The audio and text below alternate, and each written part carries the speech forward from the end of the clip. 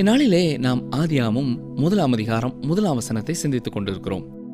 தொடர்ந்து இன்று நாம் அந்த வசனத்தை சிந்தித்து 1 அதிகாரம் 19 வசனம் வரை பார்க்க போகிறோம். மீண்டுமாக ஆதியாகமம் 1 அதிகாரம் 1 வசனத்தை வாசிக்கிறேன். ஆதியிலே தேவன் வானத்தையும் பூமியையும் சிருஷ்டித்தார். இது ஒரு மிக பிரம்மாண்டமான வசனம். இது மிக அற்புதமான ஒரு வாக்கியம். இதுவே வேத புத்தகத்திற்குள்ளே நாம் கடந்து செல்வதற்கான நுழைவாயில். தேவனே சிருஷ்டிகர் என்பதை நீங்கள் விசுவாசிக்க வேண்டும். தேவனிடத்தில் சேருகிறவன் அவர் உண்டென்று விசுவாசிக்க வேண்டும் என்று எபிரேய ஆக்கியோன் கூறுகிறார். ஆம், ஆதியிலே தேவன் வானத்தையும் பூமியையும் சிருஷ்டித்தார். ஆதியிலே என்று சொல்லும் அந்த ஆரம்ப நாளுக்கான தேதியை நாம் குறிக்க முடியாது. லட்சக்கணக்கான ஆண்டுகளுக்கு முன்பாக இருக்கலாம். நீங்கள் நினைப்பது ஒருவேளை சரியாக இருக்கலாம். ஆனால் எவ்வளவு ஆண்டுகளுக்கு முன்பாக என்பது யாருக்கு தெரியும்? ஆனால் நிச்சயமாக எந்த மனிதனுக்கும் தெரியாது. தேவன் சிருஷ்டித்தார் என்று வாசிக்கிறோம். இந்த சிருஷ்டித்தார் என்ற வார்த்தையானது எபிரேய வாக்கியத்திலே சொல்லப்படுகிறது. அப்படி என்றால் பொருள் என்ன? ஒன்றுமில்லாமையிலிருந்து உருவாக்கப்பட்டது என்பதுதான் பொருள். இந்த வார்த்தை ஆதியாகமம் 1 அதிகாரத்திலே 3 முறை மட்டுமே பயன்படுத்தப்பட்டிருக்கிறது. ஏனென்றால் தேவனுடைய 3 சிருஷ்டிப்புகளை பற்றி மட்டுமே அங்கு நாம் வாசிக்கிறோம். முதலாவதாக ஒன்றுமில்லாமையிலிருந்து ஒன்று உருவாக்கிய நிகழ்ச்சி. அதுதான் ஆதியிலே தேவன் வானத்தையும் பூமியையும் சிருஷ்டித்தார் என்பது. இரண்டாவதாக ஜீவனை தேவன் உருவாக்கியது. ஆதியாகமம் 1 அதிகாரம் 21 வசனத்திலே வாசிக்கிறோம் இல்லையா? தேவன் மகா மச்சங்களையும் ஜலத்தில் தங்கள் தங்கள் ஜாதியின்படியே திரளாய் ஜெனிப்பிக்கப்பட்ட சகல நீர்வாழும் ஜந்துக்களையும் சிறகுள்ள ஜாதி ஜாதியான சகலவித பட்சிகளையும் சிருஷ்டித்தார் என்று வாசிக்கிறோம். நீரிலே வாழ்கின்ற திமிங்கலங்கள் மற்றும் எல்லா விதமான மிருக ஜீவன்களையும் சிருஷ்டித்ததை குறித்து அங்கே வாசிக்கிறோம். மூன்றாவதாக தேவன் மனிதனை சிருஷ்டித்தார் என்று பார்க்கிறோம். ஆதியாகமம் 1 அதிகாரம் 27 வசனத்திலே தேவன் தம்முடைய சாயலாக மனிதனை சிருஷ்டித்தார், அவனை தேவ சாயலாகவே சிருஷ்டித்தார், ஆணும் பெண்ணுமாக அவர்களை சிருஷ்டித்தார் என்று பார்க்கிறோம். தேவனுடைய செய்கையின்படி கொஞ்சம் கொஞ்சமாக எல்லாமே உருவானது என்பது இதற்கான விடையல்ல. அப்படி கூறும்பொழுது இயற்கையாக ஒவ்வொன்றாய் உருவாகி இறுதியிலே மனிதனும் தானாக வந்தான் என்று கூறுவதற்கு இணையாகும். இதை நம்புகிறவர்கள் அநேக காலகட்டங்களிலே இந்த செயல்பாடு தானாக நடந்தது என்று நினைக்கிறார்கள். ஆனால் இதை கேட்டுக்கொண்டிருக்கிற எனக்கு அருமையான சகோதரனே, சகோதரியே, அது உண்மை என்று நான் விசுவாசிக்கவில்லை. ஒவ்வொரு குறிப்பிட்ட காலகட்டத்திலேயும் தேவன் ஒன்றை சிருஷ்டித்தார் என்றுதான் வேதத்திலே வாசிக்கிறோம். சாயங்காலமும் விடியற்காலமும் ஆகி 1 நாள் ஆயிற்று, 2 நாள் ஆயிற்று, 3 நாள் ஆயிற்று என்றுதான் வாசிக்கிறோம். இப்படி கூறுவதனாலே மிகவும் நீண்ட காலங்களிலே எல்லாம் தானாக உண்டானது என்று சொல்ல முடியாது. ஆம், தேவன் வானத்தையும் பூமியையும் சிருஷ்டித்தார். தேவனுடைய எல்லா படைப்புகளிலிருந்தும் பூமி பிரத்யேகப்பட்டிருக்கிறது. காரணம் என்ன? இதுதான் மனுக்குலத்தின் வீடு. மனிதன் இங்கேதான் வைக்கப்பட்டிருக்கிறான். அவனை குறித்தே நாம் கருத்துள்ளவர்களாய் இருக்கிறோம். ஏனென்றால் நாம் ஒவ்வொருவருமே அந்த சிருஷ்டிப்பின் ஒரு பங்காயிருக்கிறோம். அருமையானவர்களே, நாம் ஒவ்வொருவரும் அடிக்கடி உணர்ந்து கொள்ள வேண்டிய ஒரு உண்மை என்னவென்றால், நாம் ஒவ்வொருவருமே தேவனுடைய சிருஷ்டிப்பாயிருக்கிறோம். அவருக்கு நாம் கடனாளிகளாயிருக்கிறோம். பல ஆண்டுகளுக்கு முன்பதாக ஹெர்பர்ட் ஸ்பென்சர் என்பவர் இவ்வாறு கூறியிருக்கிறார்: நாம் அறிந்து கொள்ள முடியாத காரியங்களில் பகுத்து நாம் அறிந்து கொள்ளக்கூடியவை காலம், இடம், பொருள், சக்தி, அசைவு என்கிறார். அது மட்டுமல்ல, சட்டம் படைத்திருந்த ஒரு படை வீரனிடத்தில் பேசிக் கொண்டிருந்த ஜார்ஜ் டிவே என்பவர் இவ்வாறு கூறினார். அவர் பேசிக் கொண்டிருந்ததின் நோக்கம் தனது சாட்சியை பகிர்ந்து கொள்ளும்படியாக பேசிக் கொண்டிருந்தார். அவ்வாறு பேசும்பொழுது அந்த படை வீரனானவர் ஹெர்பர்ட் ஸ்பென்சர் கூறியதை எடுத்து கூறிக்கொண்டிருந்தார்.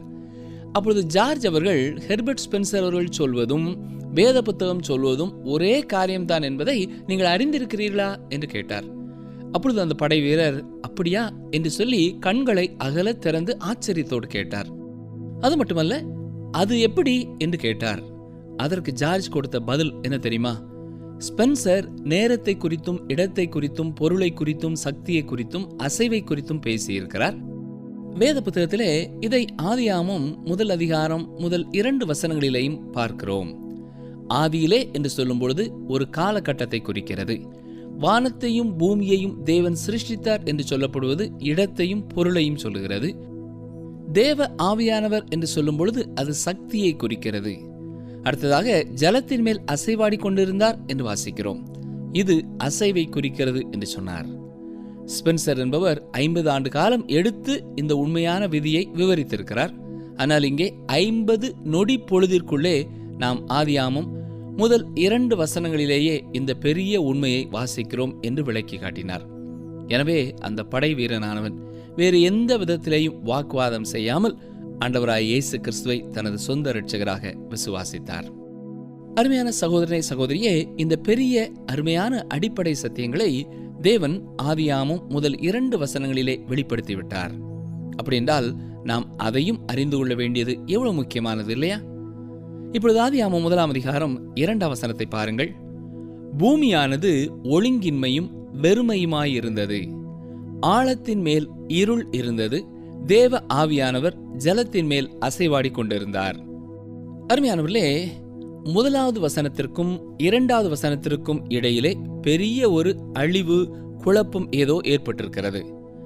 நாம் கவனமாய் கவனிக்கும் பொழுது இதற்கான சான்று காணப்படக்கூடியதாக இருக்கிறது. முதலாவதாக இந்த மகத்துவமான சிருஷ்டிப்பை சற்றே நோக்கி பாருங்கள். இதற்கு ஏதோ ஆகியிருக்கிறது. மனிதன் சந்திரனுக்கு போய் வந்த பிறகுதான் அங்கே மனிதன் வாழ முடியாத ஒரு வெற்றிடம்தான் இருக்கிறது என்பது கண்டறியப்பட்டிருக்கிறது. தேவன் சிருஷ்டித்திருந்த சிருஷ்டிப்பிலே திடீரென்று ஏதோ ஒரு பெரிய விபத்து ஏற்பட்டிருக்கிறது. குறிப்பாக இது பூமியை குறித்து சொல்லப்பட்டிருக்கிறது. ஏனென்றால் இங்குதான் மனிதன் வாழுகிறான். எனவே பூமியை குறித்துத்தான் பூமியானது ஒழுங்கின்மையும் வெறுமையுமாயிருந்தது என்று வாசிக்கிறோம். ஆழத்தின் மேல் இருள் இருந்தது என்பது அங்கே தேவனுடைய பிரசன்னம் இல்லாமல் இருந்ததை வெளிப்படுத்துகிறது. அது மட்டுமல்ல, ஒழுங்கின்மையும் வெறுமையுமாயிருந்தது என்பது சிறப்பான ஒரு வெளிப்படுத்துதல். ஒழுங்கின்மை என்பது எபிரேய வார்த்தையிலே தோகு என்பதாகும். இதன் பொருள் என்னவென்றால் அழிவுகள் அல்லது வெற்றிடம் என்று கூறலாம். அடுத்ததாக வெறுமையாக இருந்தது என்று வாசிக்கிறோம். இதற்கான எபிரேய வார்த்தை போகு என்பதாகும். இதுவும் ஒன்றுமில்லாத ஒரு நிலைமையை குறிக்கிறது. இந்த இடத்திலே ஏசாயா 45ஆம் அதிகாரம் 18ஆம் வசனத்தையும் நாம் சிந்தித்து பார்க்க வேண்டும். வானங்களை சிருஷ்டித்து பூமியையும் வெறுமையாயிருக்க சிருஷ்டியாமல் அதை குடியிருப்பிற்காக செய்து படைத்து அதை உருவேற்படுத்தின தேவனாய கர்த்தர் சொல்லுகிறதாவது, நானே கர்த்தர், வேறொருவர் இல்லை. இங்கே கர்த்தர் சொல்கிறது என்ன? வெறுமையாயிருக்க பூமியை சிருஷ்டிக்கவில்லை என்று சொல்கிறார். வெறுமை என்பதற்கான எபிரேய வார்த்தை தோகு. இதே வார்த்தையை தான் ஆதியாமம் 1ஆம் அதிகாரம் 2ஆம் வசனத்திலையும் பார்க்கிறோம். தேவன் ஒழுங்கின்மையும் வெறுமையுமாய் உலகத்தை படைக்கவில்லை. அங்கே ஒரு குழப்பத்தை அல்ல, அவர் ஒரு முழுமையான ஒரு உலகத்தையே படைத்திருந்தார். இதைத்தான் ஏசாயாவும் தெளிவுபட விளக்குகிறார். தேவன் ஒழுங்கின்மையையும் வெறுமையையும் படைக்கவில்லை. ஆனால் உலகமானது ஒழுங்கின்மையும் வெறுமையுமானது. மனிதர்கள் குடியிருக்கும்படியாகவே தேவன் உலகத்தை சிருஷ்டித்தார். அது மட்டுமல்ல, தேவனே மீண்டுமாக வந்து இந்த குழப்பத்தை சீராக்கி மனுக்குலம் வசிக்கத்தக்க ஒரு இடமாக மாற்றினார்.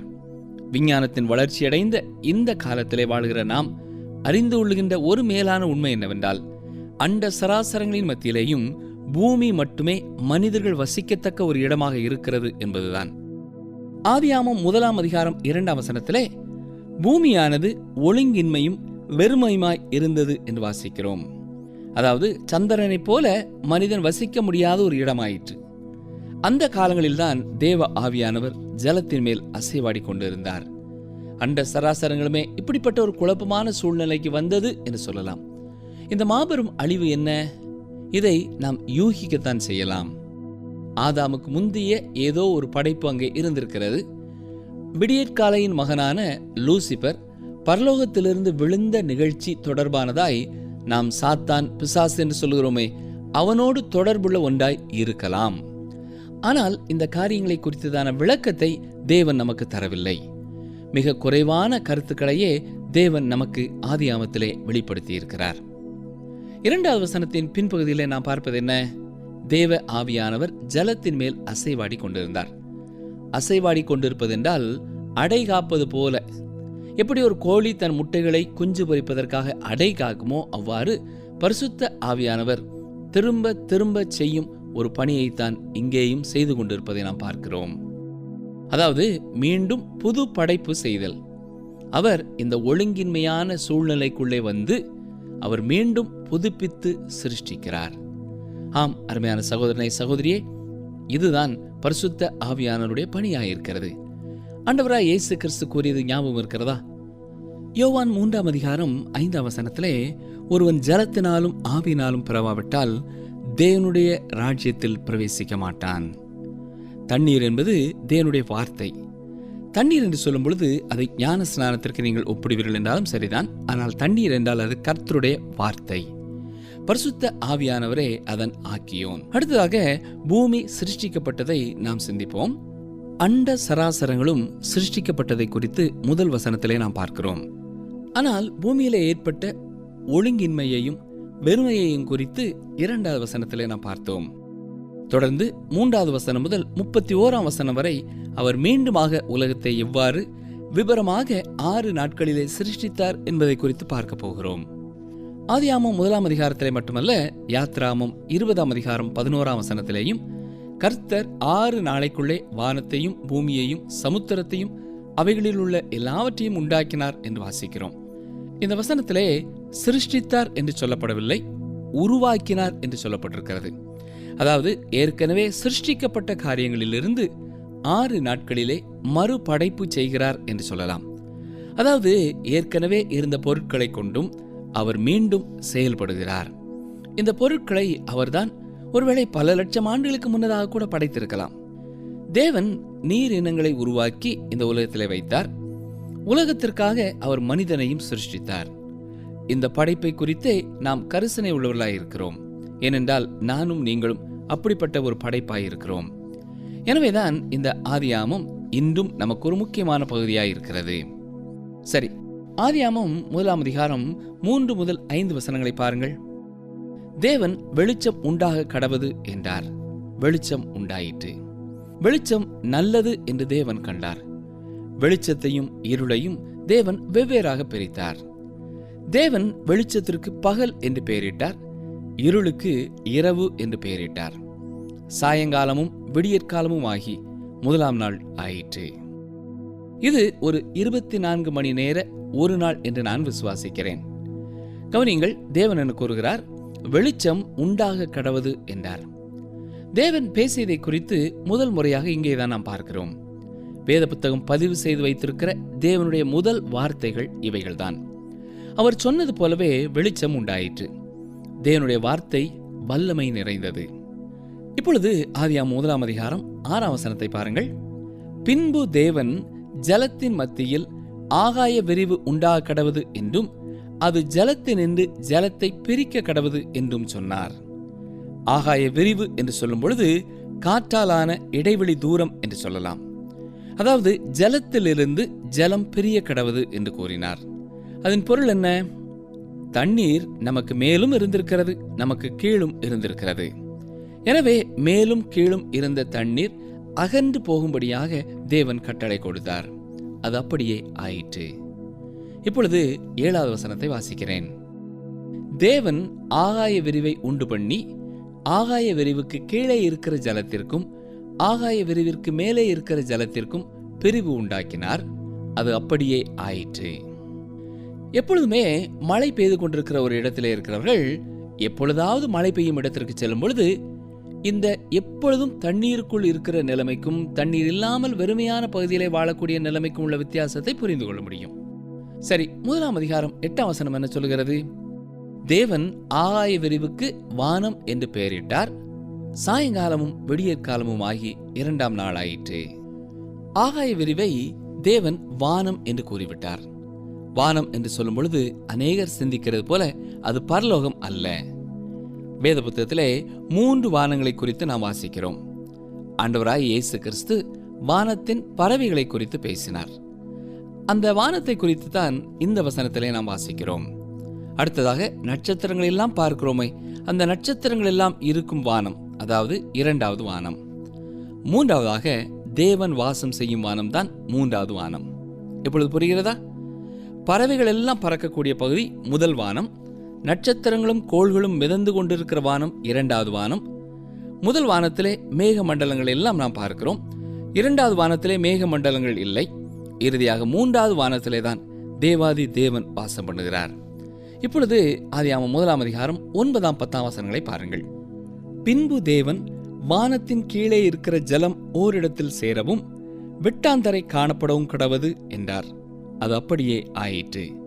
தேவன் வெட்டாந்தரைக்கு பூமி என்றும் சேர்ந்த ஜலத்திற்கு சமுத்திரம் என்றும் பெயரிட்டார். தேவன் அது நல்லது என்று கண்டார். அருமையானவர்களே, இங்கே நாம் வாசித்தது போல இப்பொழுது தேவன் மீண்டுமாக தண்ணீரை பிரிக்கிறார். முதலாவதாக பூமிக்கு மேலேயும் கீழேயும் இருந்த தண்ணீர் பிரிக்கப்பட்டது. இப்பொழுது நிலத்திலிருந்து தண்ணீரை தனியாக ஓரிடத்திற்கு அனுப்புகிறார். நான் கூறுகிற இந்த எந்த காரியமும் விஞ்ஞானத்திற்கு விரோதமானது அல்ல. விஞ்ஞானிகளின் அறிவுப்படி பூமியில் உள்ள சகல இடங்களிலுமே ஒரு காலத்திலே தண்ணீர் இருந்தது என்று ஒத்துக்கொள்கிறார்கள். நாம் விபரமாக அறிந்து கொள்ள முன்னொரு காலத்திலே பூமியின் மேலே ஒரு சாபமாக அல்லது நியாய தீர்ப்பாக அவ்வாறு தண்ணீர் கடந்து வந்திருக்கிறது. இதை குறித்து நாம் விவரிக்க முனைவோம் என்றால் நம்முடைய யூகத்திலே தான் நாம் பேச முடியும். ஏனென்றால் அதை குறித்து நமக்கு குறைவாகவே சொல்லியிருக்கிறார். ஆனால் நாம் அவர் மேலே விசுவாசம் வைப்பதற்கு போதுமான அளவு நமக்கு கூறியிருக்கிறார். சரி, தேவன் வெட்டாம் தரைக்கு பூமி என்றும் ஜலத்திற்கு சமுத்திரம் என்றும் பெயரிட்டார் என்று வாசிக்கிறோம். இங்கே அவர் என்ன செய்ய துவங்குகிறார்? அதாவது மனிதனை வைக்கக்கூடிய ஒரு இடத்தை ஆயத்தப்படுத்துகிறார். மனிதன் தண்ணீரிலே வாழும் ஒரு உயிரினம் அல்ல. கடலில் உள்ள ஒரு செடியிலிருந்து மனிதன் வந்தான் என்று சிலர் கூறிக்கொண்டிருந்தாலும், சிலர் சாய்வாக வைக்கப்பட்ட ஒரு வாளியிலிருந்து வெளியே வந்தான் என்று சொன்னாலும் அது எவ்வளவு நகைப்பிற்குரிய ஒரு காரியம் என்பதை நீங்களே உணர்ந்து கொள்வீர்கள். இப்பொழுது வசனம் 11 பாருங்கள். அப்பொழுது தேவன் பூமியானது புல்லையும் விதையை பிறப்பிக்கும் பூண்டுகளையும் பூமியின் மேல் தங்களில் தங்கள் விதையுடைய கனிகளை தங்கள் தங்கள் ஜாதியின்படியே கொடுக்கும் கனி விருட்சங்களையும் முளைப்பிக்க கடவது என்றார். அது அப்படியே ஆயிற்று. நோவாவின் காலத்திலே வெள்ளம் வரும் வரை மனிதன் சைவ உணவை மட்டுமே உட்கொண்டான். அதற்காகத்தான் அவனுக்கு தேவன் பூமியிலே பயிரினங்களை உருவாக்கி கொடுக்கிறார். அக்காலங்களிலே மனிதன் பழங்களையும் கொட்டைகளையுமே உணவாக எடுத்துக்கொண்டான். எனவே 3வது நாள் தேவன் இந்த பூமியிலே தாவரங்களை சிருஷ்டித்தார் என்று வாசிக்கிறோம். வசனங்கள் 12, 13 பாருங்கள். பூமியானது புல்லையும் தங்கள் தங்கள் ஜாதியின்படியே விதையை பிறப்பிக்கும் பூண்டுகளையும் தங்கள் தங்கள் ஜாதியின்படியே தங்களில் தங்கள் விதையுடைய கனிகளை கொடுக்கும் விருட்சங்களையும் முளைப்பித்தது. தேவன் அது நல்லது என்று கண்டார். சாயங்காலமும் விடியற்காலமும் ஆகி 3ஆம் நாள் ஆயிற்று. எனவே நாம் வாசித்தது போல 3வது நாளிலே தேவன் புல்லையும் பூண்டுகளையும் தாவர வகைகளையும் கனி மரங்களையும் சிருஷ்டித்தார். ஆதியாகமம் 1 அதிகாரம் 14 வசனத்தை பாருங்கள். பின்பு தேவன் பகலுக்கும் இரவுக்கும் வித்தியாசம் உண்டாகத்தக்கதாக வானம் என்கிற ஆகாய விரிவிலே சுடர்கள் உண்டாக கடவது. அவைகள் அடையாளங்களுக்காகவும் காலங்களையும் நாட்களையும் வருஷங்களையும் குறிக்கிறதற்காகவும் இருக்க கடவது என்றார். இந்த காலகட்டத்திலேதான் தேவன் சூரியனையும் சந்திரனையும் படைத்தார் என்று நாம் எண்ணிவிடக்கூடாது. இவை எல்லாமே ஏற்கனவே இருக்கிறது. அதை அந்தந்த இடத்திலே அவர் கொண்டு வந்து வைக்கிறார். தொடர்ந்து வசனங்கள் 15, 16 பாருங்கள். அவைகள் பூமியின் மேல் பிரகாசிக்கும்படிக்கு வானம் என்கிற ஆகாய விரிவிலே சுடர்களாய் இருக்க கடவது என்றார். அது அப்படியே ஆயிற்று. தேவன் பகலை ஆள பெரிய சுடரும் இரவை ஆள சிறிய சுடரும் ஆகிய 2 மகத்தான சுடர்களையும் நட்சத்திரங்களையும் உண்டாக்கினார். பகல் வேளையை பொறுப்பெடுப்பதற்காக தேவன் சூரியனை அந்த இடத்திலே வைத்தார். அது சிறப்பாக தனது பணியை செய்கிறது. இரவிலே வலம் வரும்படியாக அவர் சந்திரனையும் அங்கே வைத்தார். இரவிலே வரும் நிலவும் அநேகருடைய வாழ்க்கையிலே ஒரு தாக்கத்தை உண்டு பண்ணுகிறது என்று சொல்லலாம். நில ஒளியிலே முழு நிலவிலே சிறப்பாக செய்யும் காரியங்களை மனிதர்கள் காலம் காலமாக திட்டமிட்டு செயல்படுகிறார்கள். அது மட்டுமல்ல, நட்சத்திரங்களையும் தேவன் உண்டாக்கினார் என்று வாசிக்கிறோம். இது எவ்வளவு பெரிய வேலை இல்லையா? ஆனால் தேவனுக்கு அது ஒரு பெரிய வேலை அல்ல. வசனங்கள் 17, 18 பாருங்கள். அவைகள் பூமியின் மேல் பிரகாசிக்கவும் பகலையும் இரவையும் ஆளவும் வெளிச்சத்துக்கும் இருளுக்கும் வித்தியாசம் உண்டாக்கவும் தேவன் அவைகளை வானம் என்கிற ஆகாய விரிவிலே வைத்தார். தேவன் அது நல்லது என்று கண்டார். வெளிச்சத்துக்கும் இருளுக்குமான வித்தியாசத்தை தேவனே இங்கே உண்டாக்குகிறார். அருமையான சகோதரனை சகோதரியே, தேவன் இன்றைக்கும் இருளுக்கும் ஒளிக்குமான வித்தியாசத்தை அவரே தீர்மானிக்கிறார்.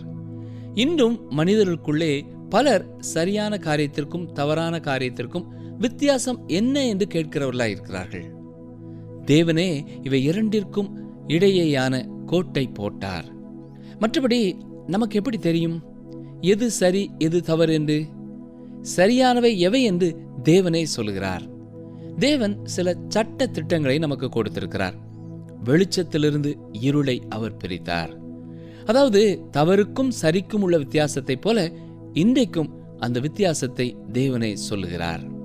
அதை அவர் எதிர்பார்க்கிறார். உங்களுடைய வாழ்க்கையிலையும் சரி என்று தெரிந்தும் அதை செய்ய முடியாமல் தவிப்பீர்கள் என்று சொன்னால், பரிசுத்த ஆவியானவரே என்னை பலப்படுத்தும் என்று ஒவ்வொரு நாளும் அவருடைய பாதத்திலே கடந்து செல்லுங்கள். அவர் சரி என்று சொல்கிற காரியங்களுக்கு நீங்கள் கீழ்ப்படிய பரிசுத்த ஆவியானவர் எப்பொழுதும் உங்கள் உள்ளத்திலே நிறைந்தவராய், சரியான காரியங்களுக்கு கீழ்ப்படியும் பலனை பெற்றவர்களாய் நீங்கள் சாட்சியோடு வாழ முடியும். ஜெபிப்போமா? எங்களை நேசிக்கிற எங்கள் நல்ல ஆண்டவரே, எல்லாவற்றையும் எங்களுக்காக அருமையாய் சிருஷ்டித்தவரே, நாங்கள் தாழ்மையோடு உமக்கு ஸ்தோத்திரம் செலுத்துகிறோம். நன்மையாக நீர் கண்டதை நாங்களும் நன்மையாக கண்டு அனுபவிக்க எங்களுக்கு உதவி செய்தலும். குறிப்பாக நாங்கள் இறுதியாய் சிந்தித்தது போல வெளிச்சத்துக்கும் இருளுக்குமான வித்தியாசத்தை நீர் உண்டு பண்ணி வைத்திருக்கிறபடியே நாங்களும் உணர்ந்து கொள்ளும் இருதயத்தை தாரும். இந்த நிகழ்ச்சியை கேட்டுக்கொண்டிருக்கிற யாராவது தவறு என்று அறியாமல் தவறான காரியங்களிலே ஈடுபட்டு கொண்டிருப்பார்கள் என்றால், கர்த்தாவே அவர்களுக்கு இறங்கி அவர்கள் செய்கிற பாவத்தை பாவம் என்று உணர்ந்து கொள்ளும் உணர்வுள்ள இருதயத்தை தாரும். ஐயோ, நான் தவறு செய்கிறேனே என்று உணர்ந்து கொள்கிற ஒவ்வொருவருக்கும் உம்முடைய பரிசுத்த ஆவியானவரின் பலனை கொடுத்து அவர்கள் வெளிச்சத்தின் காரியங்களை மட்டும் செய்ய நீரே அவர்களுக்கு துணை செய்யும். உம்மை நோக்கி கூப்பிடுகிற ஒவ்வொருவருக்கும் நீர் சமீபமாய் இருக்கிறீர் என்று சொன்ன வார்த்தையை இன்றைக்கும் நிறைவேற்றும். இயேசுவின் நாமத்தினாலே ஜெபிக்கிறோம் பிதாவே, ஆமென்.